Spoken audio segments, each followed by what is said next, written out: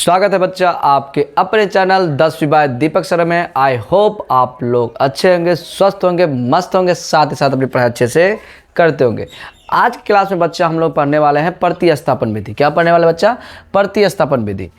आपके 10वीं क्लास के लिए प्रतिस्थापन विधि बहुत ही ज़्यादा महत्वपूर्ण रहता है। आपको पता ही है कि प्रतिस्थापन विधि आपके एग्जाम में है ना 4 नंबर का आ जाता है, इसलिए इसको ध्यान से देखना और समझना बहुत ही ज़्यादा जरूरी है। इस वीडियो में हम लोग देखेंगे कि प्रतिस्थापन विधि को हम लोग किस प्रकार आसान से बना पाते हैं, है ना। किस प्रकार जो है इसमें पूरा परफेक्ट आंसर सही ही निकलेगा, आंसर गलत निकलने के चांसेस नहीं है। उस बात को भी जानेंगे कि हम लोग अपने आंसर को किस प्रकार देख पाएंगे कि आंसर आप जो निकाले मान वो सही है या गलत है, वो भी जानेंगे। ठीक है, तो आज हम लोग सीखने वाले हैं प्रतिस्थापन विधि, तो वीडियो के लास्ट तक बने रहिएगा। चलिए बच्चे देखते हैं कि प्रतिस्थापन विधि को किस प्रकार हम लोग आसानी से बना पाएंगे और किस प्रकार हम लोग सही आंसर निकालते हैं। चलिए देखते हैं। देखिए बच्चा, आपको एग्जाम में इस तरह का समीकरण दिया रहेगा, ठीक है। तो आपको जो समीकरण दिया रहेगा उसमें से पहला समीकरण ये हो जाएगा और ये समीकरण आपका हो जाएगा दूसरा, ठीक है बच्चा। अर्थात जो पहला समीकरण है उसको समीकरण 1 मान लीजिएगा और जो दूसरा समीकरण है उसको समीकरण 2 मान लीजिएगा, ठीक है। यहाँ तक कोई दिक्कत आप लोग को नहीं होगा, ठीक है। अब क्या करना बच्चा, आपको समीकरण 1 से चलना है। क्या चलना बच्चा? इसलिए लिखकर समीकरण 1 से, ठीक है। समीकरण 1 क्या? देखिए x + y बराबर आपका है 14। ये समीकरण आपका क्या है? 1 है, ठीक है। आपको समीकरण 1 से चल के याद रखना कि y का मान निकालना। y का मान कैसे निकालना है? अच्छा देखिए बच्चा, y बराबर क्या है? 14 e प्लस माइनस x, ठीक है। अर्थात यहाँ देखिए प्रॉपर y का मान निकल गया। y का मान कितना निकला? 14 माइनस x। जो y का मान निकला उसको आप समीकरण 3 मान लीजिएगा। क्या मान लीजिएगा? 3, क्योंकि सर 1 आपका समीकरण दिया है, 2 दिया है, आपको ये मानना है तीसरा। यहाँ से आपने समीकरण 3 मान लिया, ठीक है। अब क्या करना है, जो समीकरण 3 आपने निकाला, समीकरण 3 का मान जो है 2 में रखना। अर्थात y का मान जो आपने निकाला यहाँ पे 14 माइनस x, इसको आप लोग रख दीजिएगा बच्चा समीकरण 2 में।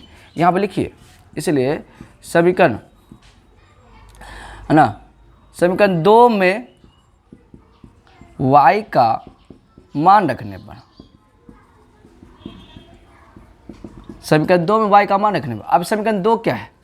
समीकरण 2 है आपका x - y बराबर 4। ये समीकरण आपका क्या है? 2 है। अब इस समीकरण 2 में हमको किसका मान रखना बच्चा? y का, है ना। तो यहाँ पे जो आप देख रहे हैं x और y दोनों है, जहाँ पर y है आपका वहीं पे y का मान रखिएगा। अगर आप x पे मान रखते हैं y का तो आंसर गलत हो जाएगा, क्योंकि आपको यहाँ लिखा हुआ है कि समीकरण 2 में y का मान रखना है, y का। तो समीकरण 2 में जहाँ आपको y दिखे वहीं पे y का मान रखिए। x माइनस y का मान कितना है? 14 माइनस x बराबर 4, यह ना बच्चा। तो y के जगह पर हम लोग है ना y का मान रख दिए। अब देखिए बच्चा, जब भी आप यहाँ माइनस दिखिएगा तो आपको कॉस्ट कर दीजिएगा, इससे क्या होगा? आपका आंसर परफेक्ट निकलेगा। अब क्या करना है, माइनस से इसको गुना कर लीजिएगा, जो कॉस्ट के अंदर है उसमें गुना कर लीजिए। x माइनस से गुना कीजिए। 14 देखिए बच्चा प्लस में, यहाँ पे देखिए तो गौर से 14 के आगे कुछ नहीं, तो यथार्थ ये प्लस में। जब इसको गुना करेंगे माइनस से तो 14 जो प्लस में वो हो जाएगा माइनस, और जो माइनस में अगर माइनस से गुना करते हैं वो हो जाएगा प्लस, ठीक है। अर्थात माइनस को अगर हम लोग प्लस से गुना करेंगे वो माइनस हो जाएगा, माइनस को अगर माइनस से गुना करेंगे तो हो जाएगा प्लस, बराबर क्या हो जाएगा यहाँ पे 4, ठीक है। अब देखिए यहाँ पे 1x, यहाँ पे 1x मिलकर कितना x हुआ? 2x। अब बचा क्या? माइनस 14, ठीक है, बराबर कितना आया? 4। 2x बराबर 4 पहले से था। अब इस 14 को उस पार लेकर आइए, अगर माइनस वाला चीज़ इधर जाएगा तो प्लस में आ जाएगा 14, ठीक है। 2x बराबर कितना हो गया? 18। अब x का मान कितना आ जाएगा? 2 का 2 पर 18 कितना बढ़ेगा? 9 बढ़। तो यहाँ से आपने x का मान निकाल लिया, ठीक है। यहाँ से देखिए प्रॉपर बच्चा आपका x का मान निकल गया। अब आपको y का मान निकालना है, तो y का मान देखिए कहाँ रखेंगे जो आसानी से निकल जाएगा। तो अब देखिए यहाँ पे देखिए बच्चा y बराबर क्या है? 14 माइनस x। अगर यहाँ पे हम लोग x का मान रख लेते हैं, है ना, यहाँ पे अगर x का मान निकले लेते हैं तो y का मान निकल जाएगा।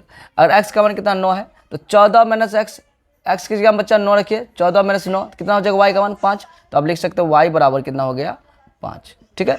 इस प्रकार आप आराम से निकाल सकते हैं, x बराबर 9 y बराबर 5, है ना, कोई दिक्कत नहीं। इस तरह हम लोग काफ़ी आसान विधि से जो है प्रतिस्थापन विधि को बना सकते हैं।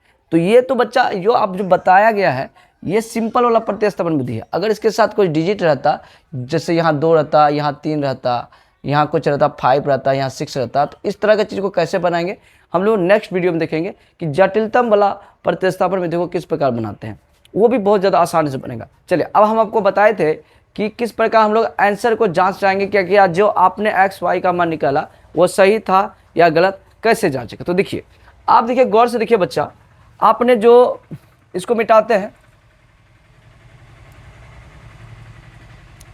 आपने तो देखिए बच्चा एक्स और वाई का मान निकाला, एक्स का मान निकाला आपने 9, वाई का मान निकाला 5, ठीक है। यहाँ देखिए समीकरण 1 मांगिए, एक्स प्लस वाई मिलकर कितना होना चाहिए 14, तो आप दोनों को जोड़िए, क्या 14 पूरा रहा, दोनों को जोड़ने पर देखिए बच्चा 14 आ जा रहा है, ठीक है। अर्थात पहला समीकरण जो हो गया मिल गया। आइए दूसरा देखिए, क्या एक्स और वाई को घटाने पर 4 आएगा। देखिए एक्स के मान को वाई के मान से घटाने पर 4 आएगा, तो घटाइए, एक्स का मान कितना 9, 9 में से 5 को घटाइए कितना आ गया 4 आ गया।